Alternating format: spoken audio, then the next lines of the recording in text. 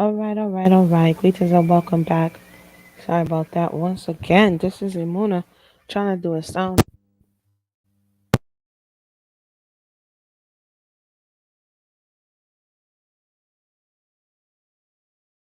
All right. Greetings and welcome back once again. This is Imuna. I pray everybody's doing well. Welcome back to the channel. I need to do a sound check early because I'm not hearing. I am not. All right. I'm not hearing myself on this side. So let me put my little background music on. See if I hear that. Okay, it's working now. Okay. Boom. Welcome back to the channel. Welcome back to the channel. Had to make me a little soup, okay? Because I wasn't feeling all that well. But I'm well enough to get into this information. So if you're new and you haven't liked this video already and subscribed to the video already, go ahead and like, subscribe. We're trying to get up there to the 7K. As I said, the same spiel. I've been hovering around 5,000, for a long time. And I'm putting a little extra effort into it. So go ahead and like, subscribe, and share. I'm going to share my screen now because I want to jump right into this. There's so much stuff that could be going over, but I already had this in the queue, so it is what it is. This lends to the conversation that's around welfare, the Monahan report, things of that nature. I've talked about this topic, and so I'm just giving more information. I was on another stream, and somebody suggested reading Poor Black Women. I said, hey, why not? That's a good idea. So here we are. All right. If you have any questions, feel free to leave them in the box. The link I put this in the box. This is from Duke University's repository, and it's short. So we're gonna go over it. And if you're new to the way I do some of my research, I go nice and slow. First, you got it's like combing out tangled hair. You can't just jump to the part you want to see. So everything is worth observing, right? That's my forensics. I call it my forensics. So that's what the kind of party we're gonna be having today. So this is, as you can see, it's an old and tattered looking pamphlet that, we have to understand that just like we have YouTube today, people had pamphlets, they had booklets. Greetings and welcome to the conversation.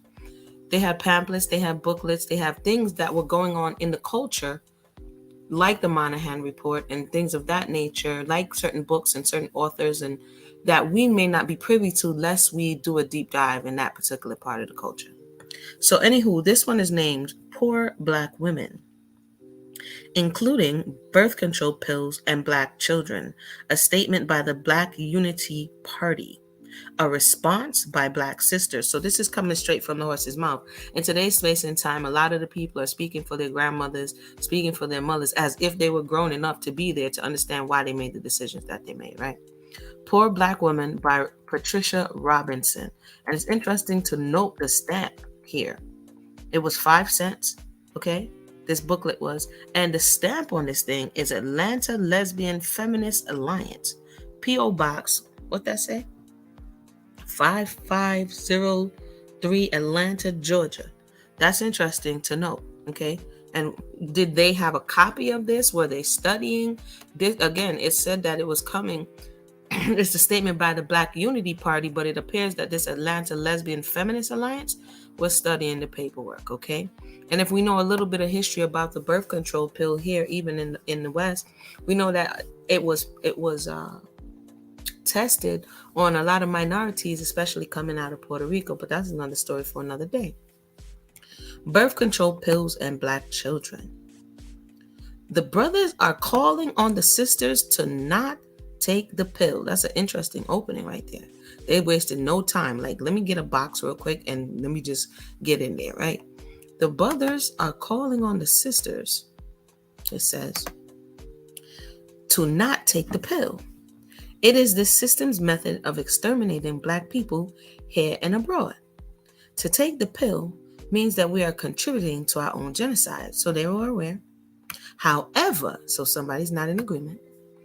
In not taking the pill, we must have a new sense of value. When we produce children, we are aiding the revolution in the form of nation building. And I'm not going to get off. I'm going to keep on topic here. Our children must have pride in their history, in their heritage, and in their beauty. Our children must not be brainwashed as we were. Procreation is beautiful.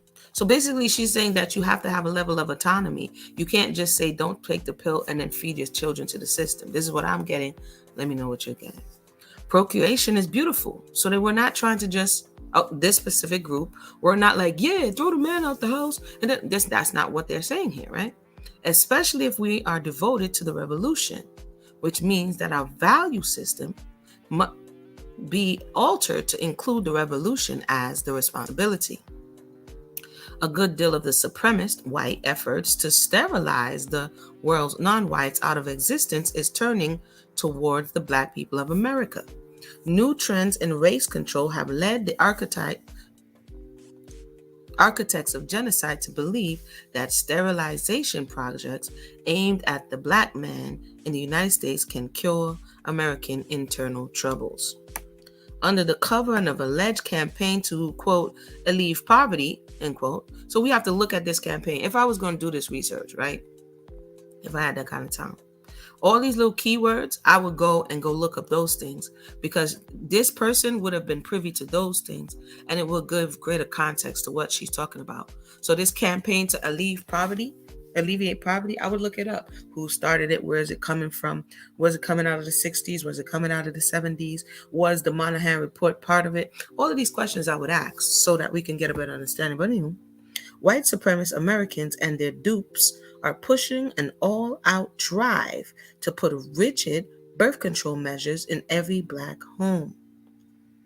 No such drive exists within the white American world. And we have this same conversation. Now it's about abortion. Then it was about birth control, family, what is it called? Family planning or Planned Parenthood. And they were observing the same thing then that's happening now. Mostly it's in neighborhoods of people that they don't want to repopulate. So far, I'm not hearing any man bashing, but let's continue. In some cities, Peekskill, Harlem, Mississippi, and Alabama, welfare boards are doing their best to force Black women receiving aid to submit to sterilization. And they underlined it, so I'll say it again. This disguised attack on future generations is rapidly it says in some cities, in Peekskill, Harlem, Mississippi, and Alabama, welfare boards are doing their best to force Black women receiving aid to submit to sterilization. Okay? Why are they on welfare? There has to be something that's economic. If you keep having children and you need more welfare, now here they have an opportunity, right, to drive a wedge. So make no mistake about it. There was a lot of laws put in place to push the man and the woman apart. Not only just the man out the home, to drive a wedge between the man and the woman. It says this disguised attack on Black future generations is rapidly picking up popularity among determined genocidal engineers. This country is, that looks like typo, prepared to exterminate people by the pill or by the bomb. Therefore, we must draw strength from ourselves. You see why there's a family planning office in the Black community of Peekskill. And again, if we look today, we see some of the very same things. This is the opening. So far, I'm trying to figure out the aggressive language that, later comes on. So let's see if we see any aggressive language later on. Let's see what's going on here. And it's giving us the date. If anybody can note the date. If we note in the date is, this is the sister's reply. Here is the sister's reply. September 11th. That's interesting to note the date. And you could tell that this is the back, because if you look closely on it, the front part is like right here, right? So you can see that they turned it over, and this is the back. It was a 2-letter front and back, making 4 pages. Dear brothers, it's September 11th, 1968. Civil rights movement. A lot of stuff is happening, right? When does the Moynihan Report come out? It's the researcher in me. I believe it comes out in 65, but they would have been speaking to this date on the...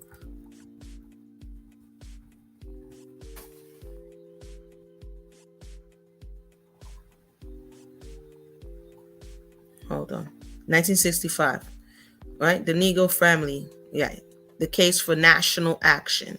Okay. So maybe we'll have to come and look at that. But yeah, 1965. So 3 years later, they're having this discussion. It goes on to say, "Dear brothers, poor black sisters decide for themselves whether to have a baby or not to have a baby." So this conversation, again, it's getting heated here, right? This is what I was looking for, the juice, the sauce, right? "If we take the pills or practice birth control in other ways, it's because of poor black men." Bomb, right? Did she dropped the bomb in the first two sentences?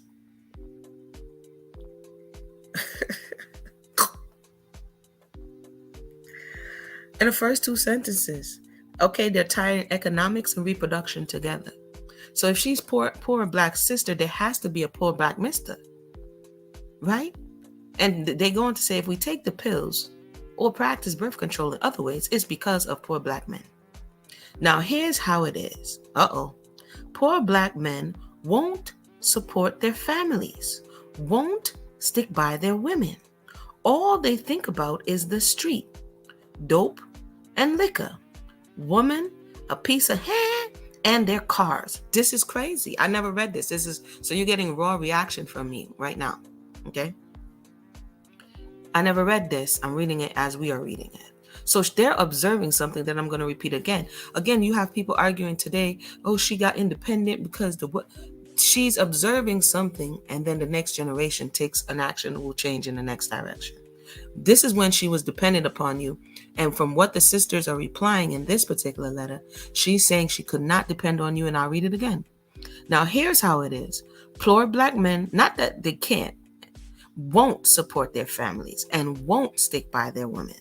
All they think about is the street, dope, liquor, women, a piece of hair, and their cars. That's all that counts. Poor black women would be fools to sit up in the house with a whole lot of children and eventually go crazy, sick, heartbroken, no place to go, no sign of affection, nothing. So this is a breakdown, not just in the economy or the government. This is a breakdown in the relationship. But some people be like, no, Gosso, it didn't happen. You're making it all up. Well, argue with them because they wrote this back in 1968. Middle-class white men have always done this to their woman, only more sophisticated like.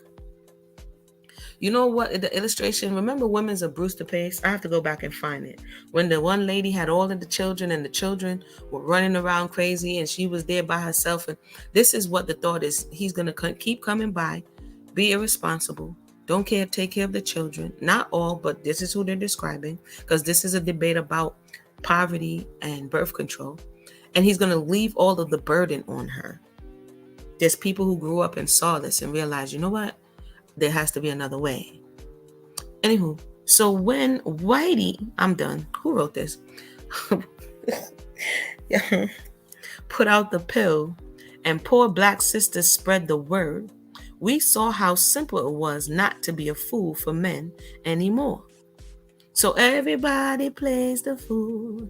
It wasn't necessarily, according to what they're saying, the feminists who convinced them. It was their own experience who convinced them that she could not depend on the man. Let me know what you're getting out of this, okay? Okay. We saw how simple it was not to be a fool for men anymore. Politically, we would say men could no longer exploit us sexually or for money and leave the babies with us to bring up. That was the first step in our waking up. Hey, now, like I said, let them speak for themselves. Let them speak for themselves. Let them speak for themselves. Okay? Black women have always been told by black men that we were black, ugly, evil bees and whores. In other words, we were the real niggas in this society, oppressed by whites, male and female, and the black man too. Remember, this is going into Black is Beautiful. This is 1968. Why would she be saying these things? Why would she be saying why would they be saying these things unless these things were part of their experience? And now here we are in 2022, how many pumpteen years later, talking about no, it was all good just a week ago. It's not true. Listen to what your grandmothers and your aunts and what they were saying, what their experience was. Anyway, now a lot of the Black brothers are into a new bag. Black women are being asked by militant Black brothers not to practice birth control because it's a form of whitey committing genocide on Black people.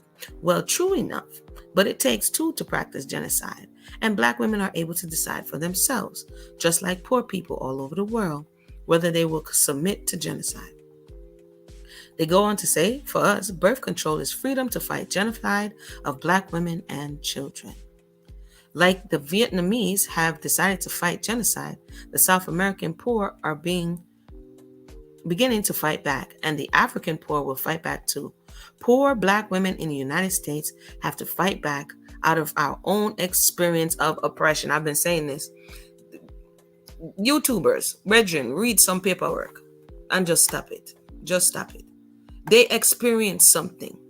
They are experiencing something and they feel as though, I remember, I don't know if I told you guys this story. I ain't going to go long. But there was a song called Woman is the End of the World. Okay?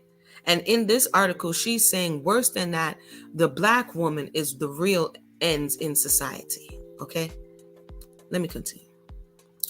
So now when they realize, oh no, they're waking up, they're like, no, come this way. And that's what's happening even today. The women are saying, no, you're not going to use this to outcry when something happens. You're not going to then divest and then come back and want us to take your position. That's what's happening today. The women are saying, like they were saying then, no, we're not doing that. And this is where the issue, I think, is coming in. That the woman is no longer, quote unquote, on the man's side because he himself has abused her. Not just the system, not just the experience, he himself. It says, well, true enough. But I read that. I read that. Bam, bam, bam. Down here. Having too many babies stops us from supporting our children, teaching them the truth, or stopping the brainwashing, as you say, and fighting Black men who still want to use and exploit us.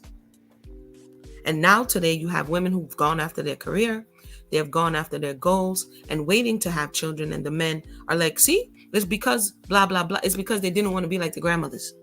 It's because they didn't want to be like their mothers. And they didn't want to be wholly dependent on the system or wholly dependent on the man who in times past has failed them. Let's continue. So, sorry. But we don't think you're going to understand us because you're a bunch of little middle class people. And we are poor Black women. The middle class never understands the poor because they always need to use them as you want to use poor Black women's children to gain power for yourself.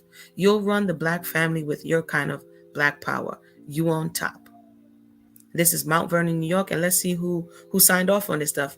Patricia Hayden, welfare recipient. Sue Randolph, housewife. Joyce Hoyt, domestic. Rita Van Loo, welfare recipient. Catherine Hoyt, grandmother. Patricia Robinson, housewife and psychotherapist. So many points in this thing needs to be broken down. But they're saying at this point, the woman and the family, this is 1968, in their experience, and the children were not the priority of the men.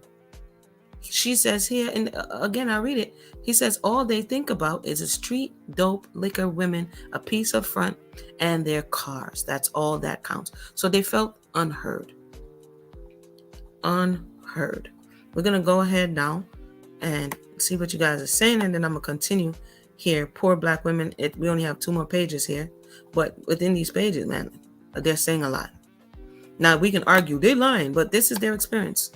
This is their experience. Welcome to those who just joined us. I'm not even going to get distracted. Let me just finish reading and then I'll come back over. Poor Black Women by Patricia Robinson. Patricia was let me see who she was. Patricia Robinson was the housewife and psychotherapist. Okay, so that's who's writing this. Okay, here comes Patricia now.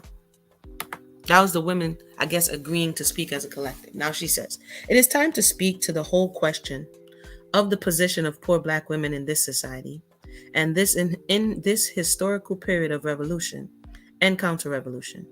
We have the foregoing analysis of their own perspective, and it offers all of us some very concrete points. Concrete. First, the class heresy, as seen for the poor Black woman's position, is one of the white male in power, followed by white female, then the Black male, and lastly the Black female.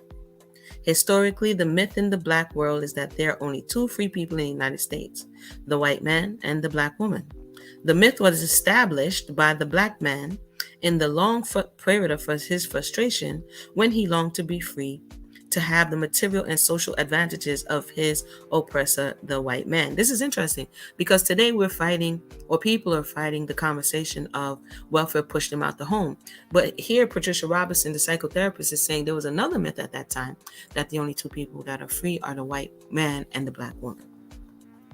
She goes on to say, on examination of the myth, this so-called freedom was based on sexual prerogative taken by the white man on the Black female. It was fantasized by the Black man that she enjoyed it. That's another conversation for another day.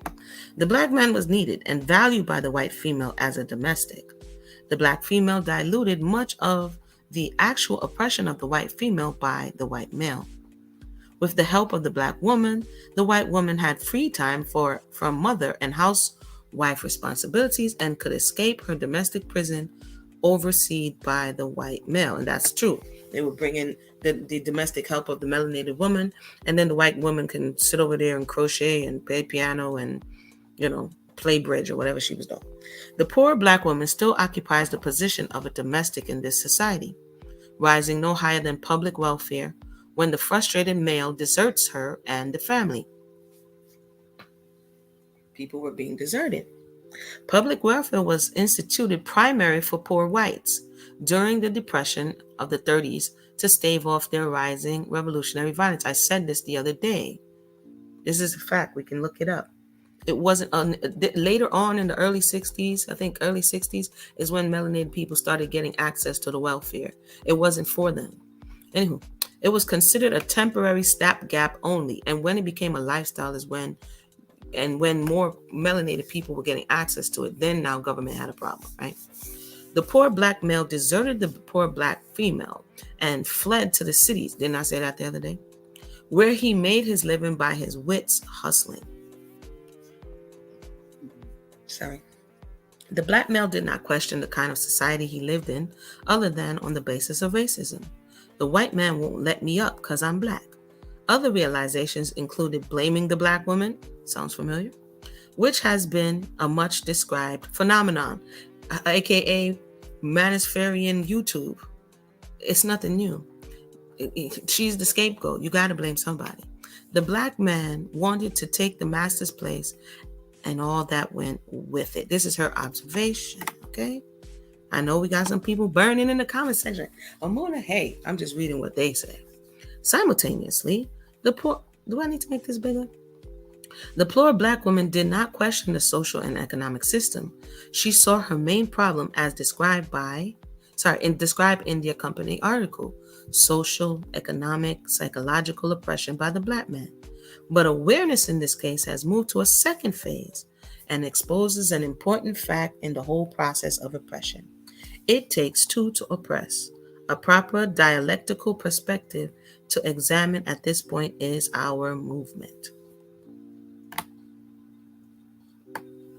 An examination of the process of oppression in any or all of its forms shows simply that at least two parties are involved.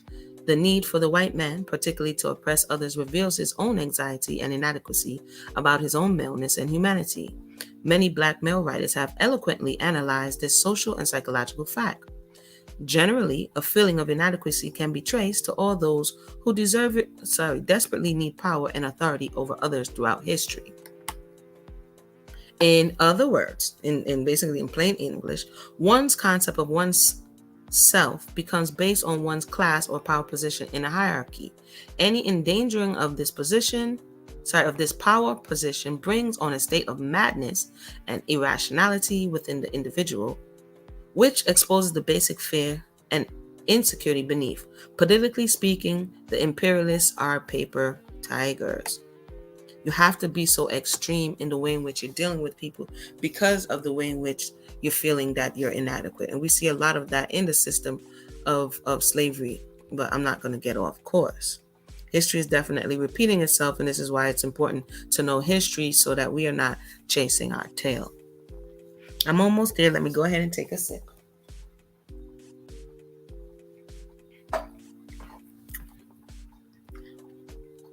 But the oppressor must have the cooperation of the oppressed. This is a fact. Of those he must feel better than. The oppressed and the damned are placed in an inferior position by force of arms, physical strength, and later the threats of such force. Basically psychological warfare. But the long time maintenance of power over others is secured by psychological manipulation and seduction. They show you the things on the TV, they show the big batik women, they show you the cars, they show you the press-ons, they show you the weave, and this is what's going to keep you oppressed, your desires, right? The oppressed must begin to believe in the divine right and position of kings, the inherent right of an elite to rule, the supremacy of a class or an ethnic group, the power of such condensed wealth as money and private property to give to its owners high social status. So a gigantic and complex myths have been woven by those who have power in this society and of the inevitability of classes and the superiority and inferiority of certain groups. Basically, for me, she's basically saying, she said it already, it takes two to tango, and you have to have people who buy into the system or are born into the system for it to work. The oppressed begin to believe in their own inferiority and are left in their lifetime with two general choices: to identify with the oppressor, imitate him, or to rebel against him. Rebellion does not take place as long as the oppressed, and we're almost there, go bigger, oops, too big,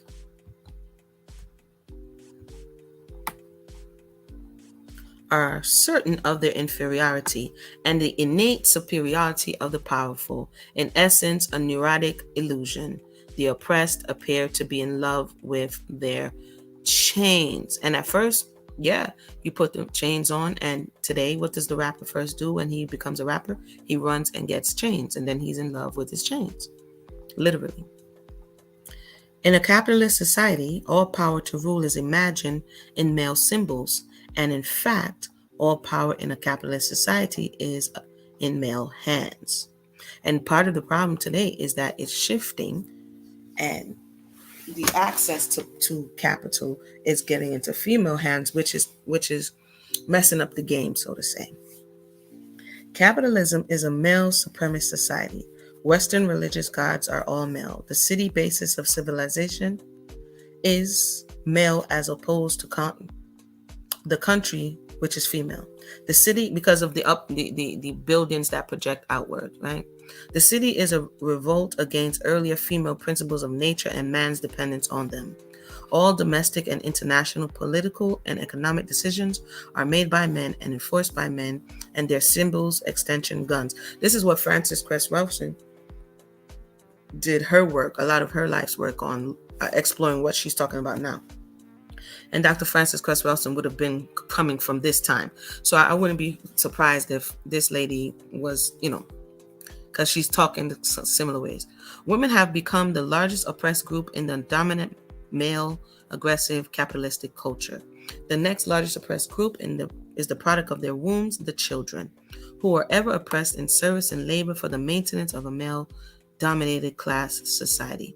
She went a little left. She started off, I understand where she's going again, but let's see if she brings it on home. Let's see if she's bringing it on home here, people. It is granted that it takes two to oppress. Those who neurotically need to oppress, and those who neurologically need to be oppressed. Then what happens when the female in a capitalistic society awakens to the reality? That's what happens. What is this, 1968? So this would be the people who were born from this time till now. So the millennials, Generation X, those are the ones who began to awaken. She can either identify with the male and opportunistically imitate him, which is what is happening now, appearing to share his power and giving him the surplus product of her body, the child, to use and exploit. Or she can rebel and remove the children from the exploitative and oppressive male authority. And I mean, she's predicting what could happen, but there's I think the former happened, that she imitates the male in getting money, getting the bag, being the boss, bad B. That's what was that. I think that's where we are today. But let's continue. Rebellion by poor Black women, the bottom of the class hierarchy, heretofore. Did she say heretofore? Not discussed, places the question of what kind of society will the poor Black woman demand and struggle for. Already she demands the right to have birth control like middle-class Black and white women. She's aware that it takes two to oppress, and that she and the other Black poor people no longer are submitting to oppression, in this case genocide. She allies herself with the have-nots in the wider world and their revolutionary struggles. She has been forced by historical conditions to withdraw the children from male dominance and to educate and support them herself. You read that? She has been forced by historical conditions. Let's continue. In this very process, male authority and exploitation are seriously weakened. Further, she realized that the children will be used as all poor children have been used through history, as poorly paid mercenaries fighting to keep or put an elite group in power. Through the steps in the accompanying analytical article, she has begun to question aggressive male domination and the class society which enforces it, capitalism. This question in time will be posed to the entire Black movement in this country. And that's the end of that paper. Thank you for bearing with us. You know, what I realized in doing this type of research is sometimes we just want the hype and we want the interpolation or the interpretation without really listening to what they're saying. So I intentionally read through it, tried to keep my thoughts to a minimum. So let me go ahead and share the link and let me know your thoughts on what it is that you heard. And did it shine any light to what were the concerns of the women of that time, what the men were doing at that time, and what we think, this revisionist way in which we see history, what we think they were doing. So in the interim, let's see what's going on here. Nash, what's going on? CJ, what's going on? John says birth control really kicked into high gear. Hold on, peoples.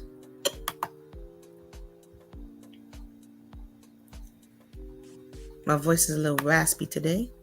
Where are we? In the public in the 1960s during the sexual revolution, drugs, sex, and rock and roll era. I mean, this is 1968, and basically it sounds to me that they're petitioning to have access, because at that time, I suppose, they didn't have access to the degree that they wanted to.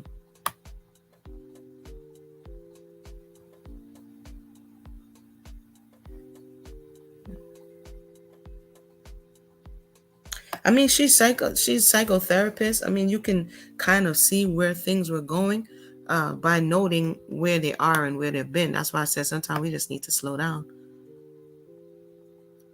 Nothing has changed. So if we can agree that nothing has changed, then we can be honest and look at what are the factors that are contributing to the experience, and what are they supposed to look like for the system to operate. So a lot of times we can tell that something is not doing what it's supposed to do, but how is it supposed to look if it is operating correctly? And I put the link in the box. How is it supposed to look if it is operating correctly? What is that? That means we're talking about roles. What is the role of the man, the role of the woman? How is it supposed to look if the people are in their roles? For the woman to be poor and impoverished and abandoned, that means the man had to have impregnated her and left her for whatever the reason. In this particular article, they're saying because they didn't care. They didn't value the women. Let me go back, and what I'm getting from it is that the so-called Black women at this time, let me see what she said they called them. Black, ugly. It sounds like a line from Color Purple. It sounds like Mr. Black, ugly, evil, bees, and I don't want to get the Color Purple because then they're going to be like, but that's what it sounds like. That she had no value except for her sexual reproduction, and even, not all, again, I'm not of the all, but according to what this paper is saying, and the experience that many people are having, is that she doesn't have any value, and he really wants to get that which is valuable in the eyes of the oppressor.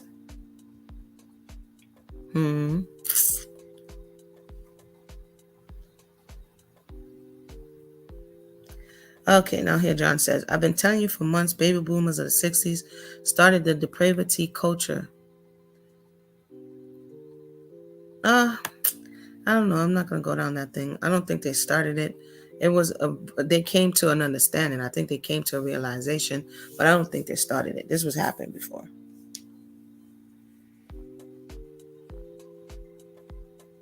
No, he gone back to hot girl summer.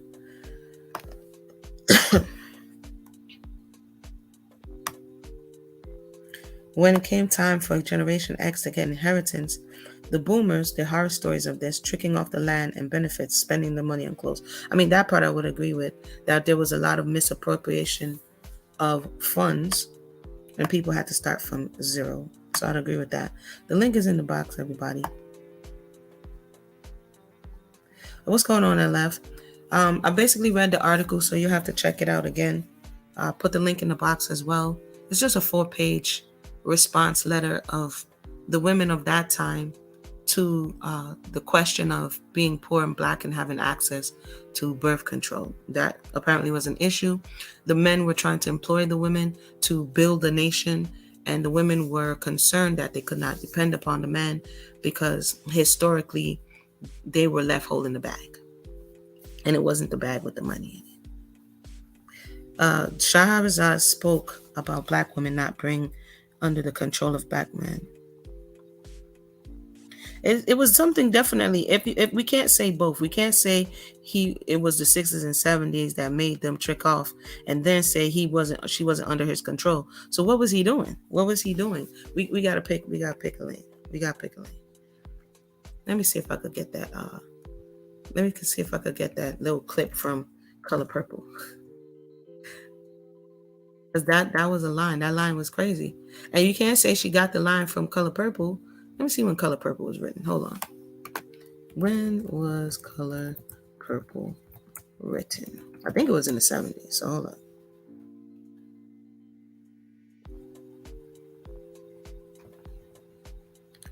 (1982).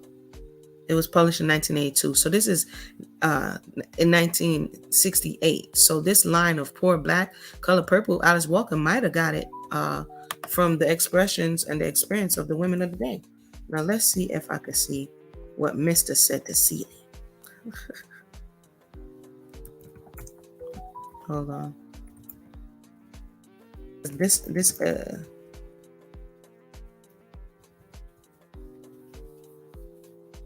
here we go.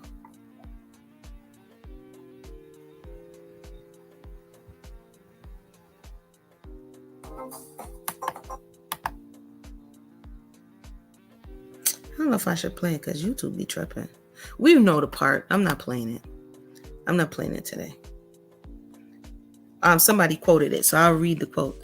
That she's poor, Black, and maybe ugly, but dear God, she's here, meaning she's present. See her, right? That's. I'm not gonna play it, but that's a quote from the movie. And why would she be saying that? There's a possibility that it was being said to her, and she's just repeating it. There isn't any confusion really on my side. No problem, Ella. There isn't really any confusion. There's confusion in the community because this predates Shahrazad Ali. This conversation of she's Black, she's ugly. Why do you think she's straightening her hair, trying to look like the European, doing a whole lot of things, even during that time? Because there's a thought that she wasn't beautiful and that she was the help. She was the domestic. Her hair, her natural hair wasn't desired. There was a whole, why do you think Madam C.J. Walker made so much money? What was she making money on? The appearance of the woman and how she can beautify herself so that she can feel beautiful. That means somebody along the way had to tell her that her natural estate wasn't beautiful. The first Black self-made millionaire of that time made her money off of marketing to the melanated woman to enhance her beauty. This is before the 60s and 70s. They already just said that. Let me just put John's thing up here because he'll hit you again. They didn't say they were following them. They said, I don't know what time you came in. They said that they were talking about their own experience. This was their own experience. I can't negate their experience. I wasn't there. This is 1968. I can't negate their experience. I wasn't there. The link is in the box if you want to hop up on. I got to save my little vocal box here.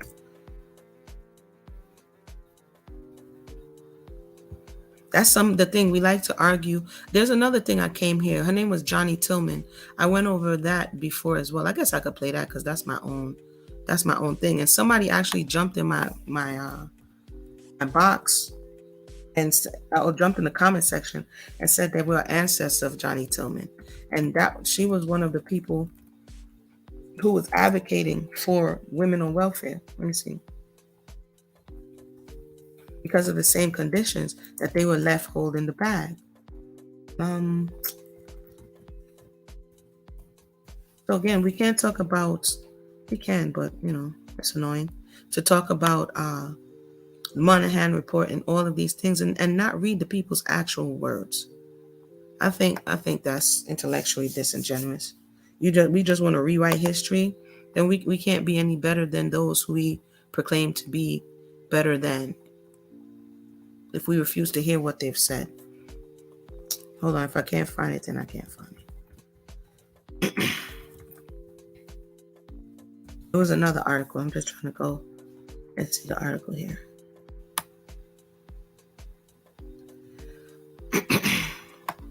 Let me know your thoughts, peoples.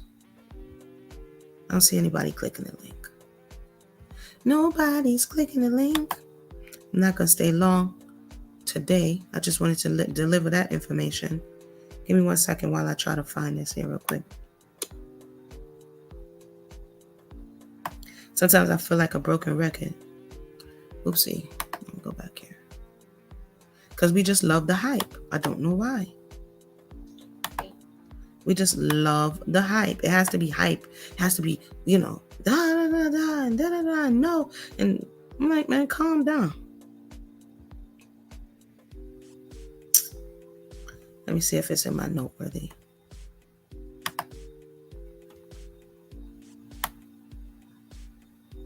Now I have to go look for it again.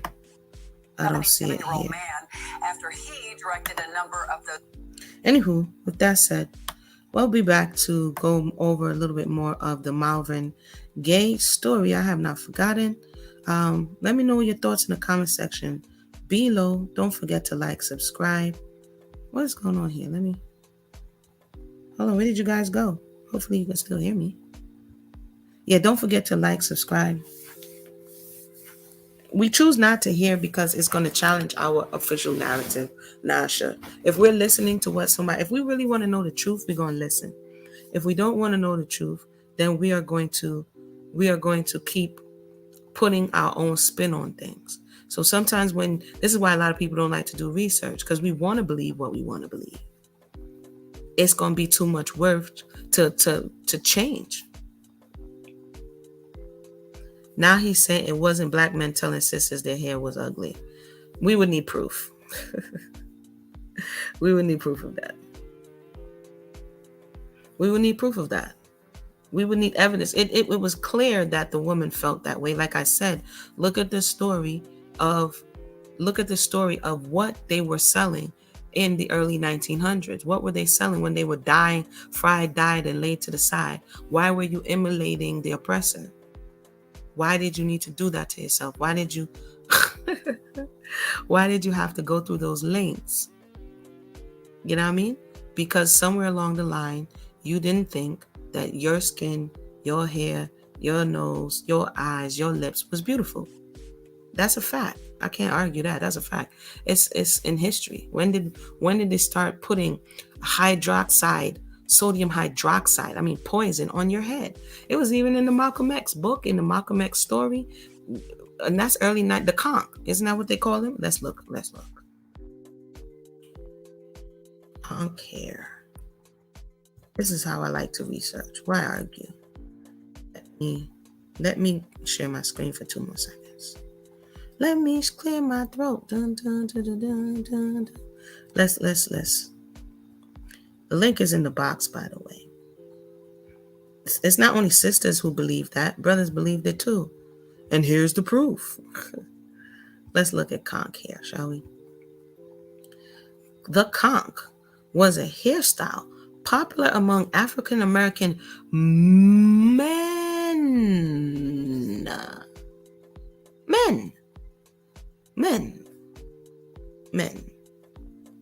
From the 1920s. So when they say that the men wanted to emulate the oppressor, why did he do this to himself? Up to the 1960s, this hairstyle called for a man with naturally kinky. Let's click it in. Since we keep saying it was such and such to the such and such. Okay, no problem. Wait, you can't see it. Hold on. Let me release my screen so you can see it. My apologies. Here we go.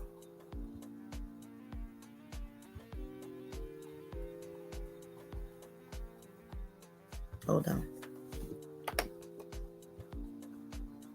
It all goes together. I don't know how many times I keep saying it. It's like peanut butter and jelly. Go together. Conch. The conch was a hairstyle popular among African American men. The men also thought this of themselves. From the 1920s up to the early 60s, the hairstyle called for a man with naturally kinky hair to have it chemically straightened using a relaxant called Conglogen, an initially homemade hair straightener gel made from extremely, that means you're willing to poison yourself, burn your hair off, give yourself alopecia, made from the extremely corrosive chemical lye, which was often mixed with eggs and potatoes. The applier had to wear gloves, and the solution timed just right on the applicant's head, and then thoroughly rinsed out with cold water to avoid chemical burns. The men were getting perms first. So they were leading the women into the perm head.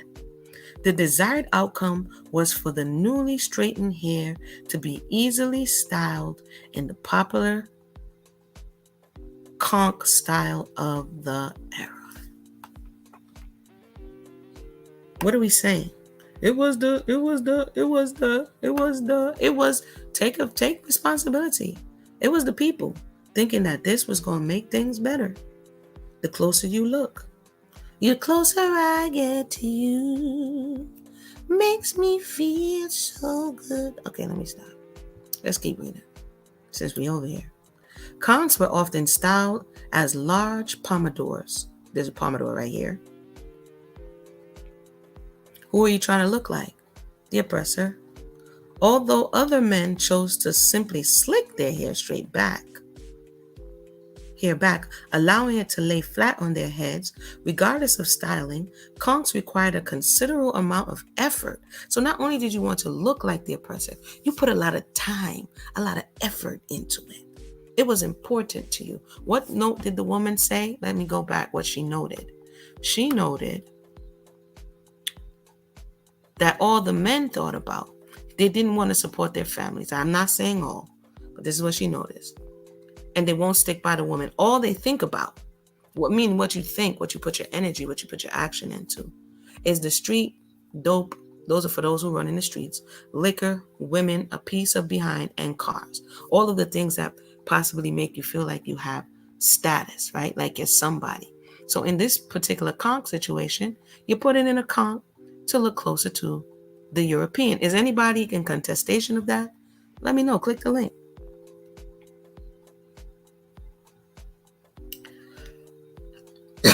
Sorry. Let's continue. Regardless of styling, okay, I said, so you put a lot of effort into this thing. A man often had to wear a do-rag of some sorts at home to absorb sweat or other agents to keep them from causing his hair to revert prematurely to its natural state. So the man is the one who showed the woman how to do the doobie. how to go and get your perm, and how to make sure you don't sweat. The man was setting the tone according to what they said. They said this was a man's hairstyle. Also, the style required repeated applications of relaxers as new hair grew in. It too had to be chemically straightened. And they say Chuck Berry, Little Richard, Bo Diddley, Fats Domino, all of these people, Temptations, they wore conk hairstyles. It wasn't until the 60s that people started regaining themselves and coming back to, let's look at some conk, shall we? Here it is right here. Let's look at some pictures. Hold on one second. I think I see somebody popped in. We have Naasha in the building. I'm going to bring her in, and then I'm going to, hold on, Naasha, one second. Let me look at some, let me go back here. Let's look at some pictures real quick. We got to stop playing these games. Stop playing the games. Let's stop playing the games.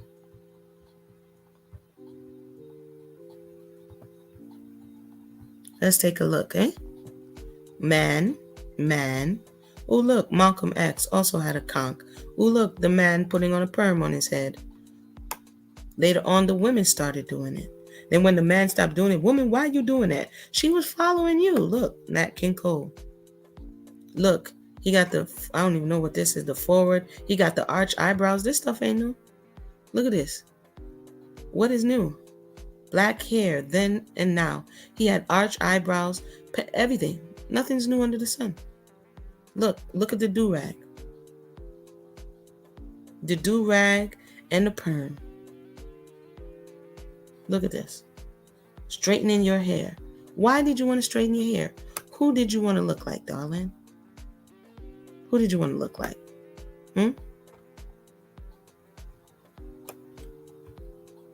Wiki how to conk.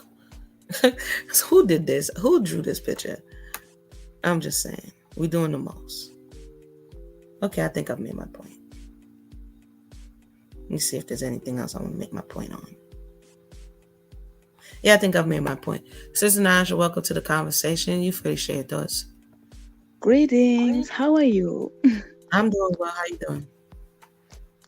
Yeah, so I'm pretty dark-skinned, and you really see the different treatment, you get, and how men, even in high school, people always say it is easier for women to get a man. I think for dark-skinned women, it's different. I never got a man. The men that I got, I need to go to them. So it's pretty tough out there, Right. And if you come to the table as a dark skin, you need to put more on the table than light skin. In what respect? When you say more, what do you mean? Like light skin or white woman should just come in as a woman. Just need to be a woman. But as dark skin, you need to have your own bag. You need to be slim. So they give you a list. You need to be feminine, quiet, and all of those above, to get the ring or the marriage. But light-skinned women just need to be light-skinned. They can even have a hot girl summer in their 20s and married in their 30s. But dark skin, we can have that. And what do you think that's due to? Is that something that's dealing with the conversation we're having now, being closer to those who have conquered or oppressed? What do you think that's due to? A Western standard? Yes. I also read a book because I did suffer, of depression, of colorism. And it's true because even, dark-skinned women tend to wealth and inheritance still goes through the men. So if dark-skinned women have difficulties attracting, wealthy men, they're also economically, economically have difficulties. And that's also what I see. I see that, light-skinned women tend to be able to attract men who are economically better off, and dark-skinned women tend to take the rest of the men, end up as single mothers or end up as breadwinners. And then our offspring, tend to suffer the same thing. That's interesting that you note that. I think it was last week sometime I was looking at a skin bleaching documentary coming out of South Africa. What are your thoughts on, and it was about an artist who, when she first came out, she was, and she's famous, I suppose, in South Africa. She was darker, and then she started bleaching because she felt as though, and it was told to her that she would get more notoriety if she was lighter. Did you experience women and men, because I know it's on both sides, subscribing to this thought and actually bleaching their skin in order to get better opportunities? Yes, because when you look at South African history and the apartheid regime, there were the Indians, the colored, and they had more power, even Gandhi, Gandhi was a colorist. People Right. are celebrating Gandhi, but he hated the indigenous South Africans. He wanted freedom for the Indians, but not for the blacks. Right. So it is absolutely true. Dark-skinned women tend to be prostitute or mostly, single mothers. That is mostly their position, or like mistress or nannies. We tend to be like, when you want to see dark-skinned women, look into the nanny jobs. This is where you find dark-skinned women in nanny jobs and in prostitution industries. That is where you find us. Yes. Or in old homes, this is where you find us mostly. And it's not because of the quality of the woman, it's just because of her appearance. Exactly. Is it fair to say that the darker male also has a similar experience? The thing is, I'm not a male, so I don't know about that. But I do say that even like men, if men want a certain kind of a woman, they need to be able to take care of her. So they need to be economically, on a certain position. But because, even getting a job is also, then they tend to choose more light-skinned men, So even the dark-skinned man is economically, deprived, or economically, has problems. So even he, if he's dark-skinned, tend to be more criminalized, tend to be in lower jobs, and tend to earn lesser money. Correct. John is over here saying, John, I can't today. As you can see, I'm not my usual 100% self. He said colorism doesn't happen in foundational Black American society. If you guys are listening, drop John some school John for me in the comment section below. I don't got the energy today. I don't have the energy today. I thank you for your thoughts. What were your thoughts on the article or the letter that was read concerning what was happening in the 60s? It was so deep, What I found interesting is how similar our stories are. Right. Because even look at South Africa, like in the rural areas, agriculture is run by women. Women are the farmers of tomatoes, of vegetables. And agriculture is you're providing food for the family, and those are mostly women, Right. Not the men. Okay, because of apartheid, men tend to go to the city to work and come back at night. But sometimes, they don't have jobs they can provide. So mostly even that stays on the women, That's, yes, agriculture. I think even in whole Africa, agriculture is mostly run by women. Even the market woman, when you go to the market to buy something, those are mostly women. Exactly. I observed that. When we are living in Ethiopia, I did observe when you go to market, one of the largest open air market, in that region, there's a lot of women who are at the market with the stalls, selling their wares and selling their goods. So But if in the American society, when people were disconnected from land and from the ability to do so, their whole dependence became upon the men, right? Because we're talking about agriculture, which means you have to have access to land. But in certain places that they found themselves, they didn't have access to land. Some people were in projects, certain people were in ghettos, certain people were in, government housing, that everything had to come from an outside source. And I think that made them more dependent and vulnerable. And when they realized, you know what, we have to do a better way, people don't realize that these women are transmitting information to the next generation. Like, don't do what I did. You have to go and do something better. And I think in the same way that, like, after slavery, they saw education as a way out. During this time, they realized that, you know what, education may be the way. And a lot of women started going to educate themselves so that they can get access to resources.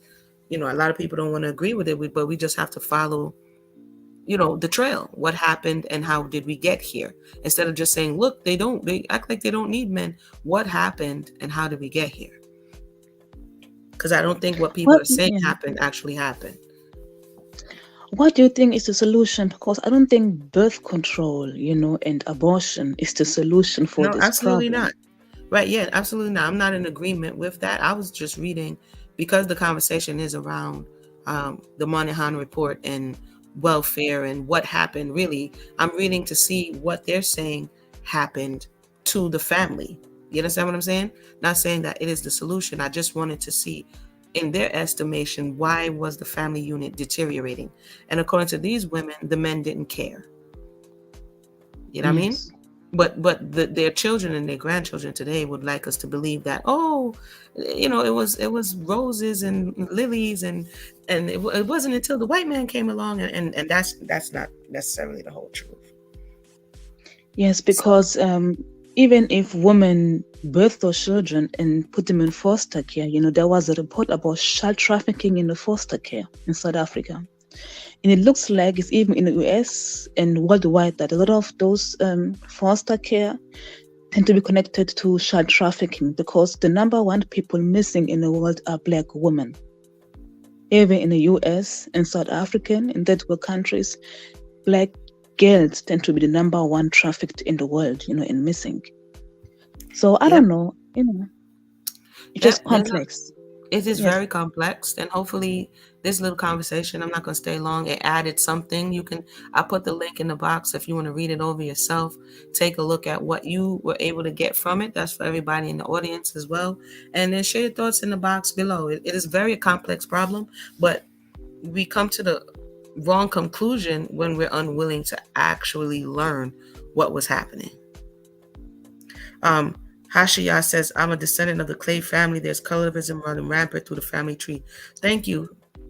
That one is to John, because John is over here pretending that colorism doesn't happen on the main line. And that's not true, John. Come on. Thank you so much for sharing that. John says, the Caribbean and Africa have caste systems based on color, and they use cake soap all the time. And they use more than cake soap. They use more than cake soap. I was watching a lady, one of the constables they made it illegal. Let me see if I can find that. You guys will watch it at your own discretion. They made it illegal because of the damaging effects of the chemical in one of these bleaching creams. And they run up into the stores and get it all, and then they import more. So it's even beyond cake soap. It is something that it's also in India. A lot of people don't realize that the caste system, the lighter you are in India as an Indian, is the more privileged you are, right? So it's not just in the Caribbean or Africa. It's also in Asia. That's who's producing a lot of these bleaching creams.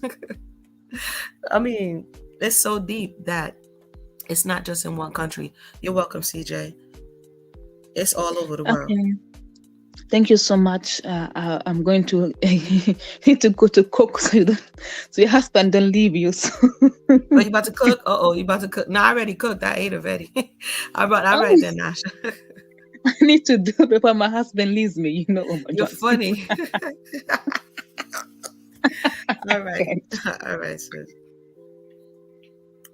So, I want to thank everybody for tuning in. India has a huge skin bleaching country, issue. The darker skinned Indians what they deem untouchables. They are the same thing that Nasha noted. It's the same thing that they're experiencing, right? There's people who, if you watch, just look up skin bleaching. And it's also here. It's also here. When you see some celebrities come in dark and then all of a sudden they start to lighten up, it's for a reason. It's not just all over these countries. What happened to Michael Jackson? He would say that he had a skin condition, but we know he didn't start off that way.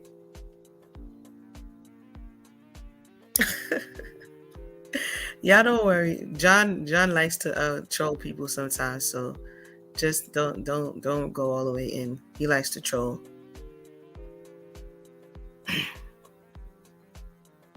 So it's all over, is my point. So it's something to consider, and I think it lends to the conversation of wanting to be like the oppressor, which is what Patricia noted in this article.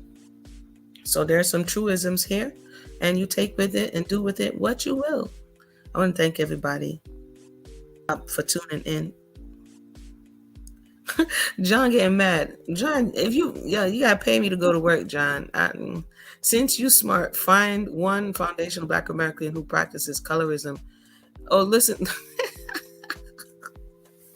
Are you kidding me, son? Are you kidding me? What kind of assignment is that? Are you kidding me? It's rampant everywhere. Let me just say that. Wherever there has been colonization, you're going to find colorism. Wherever there's colonization, you're going to find colorism. So we could just stop right now. Let me run to a commercial real quick. I want to thank everybody for tuning in. Again, if you just came in, like the video, share the video, subscribe to the channel. We're trying to get up to 7,000 and beyond. So if you're enjoying the content, you want more in-depth studies and dives, then be sure to hit the notification bell.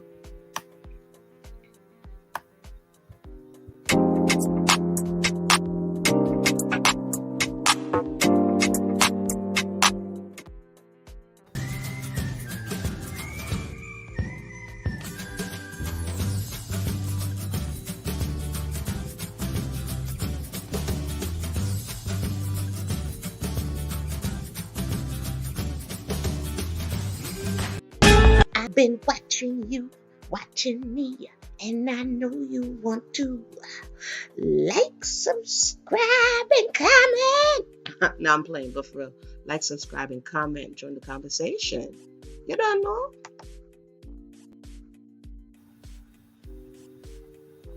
So with that said, we're on the way to 7K. I want to thank everybody who just tuned in. You missed the reading portion earlier, so you could go ahead and go back and check that out. I'm gonna go ahead and wind down, rest my voice, and Creator willing, I'll be back tomorrow after I get some stuff done. So with that said, John, you go find some and bring them back and let me know.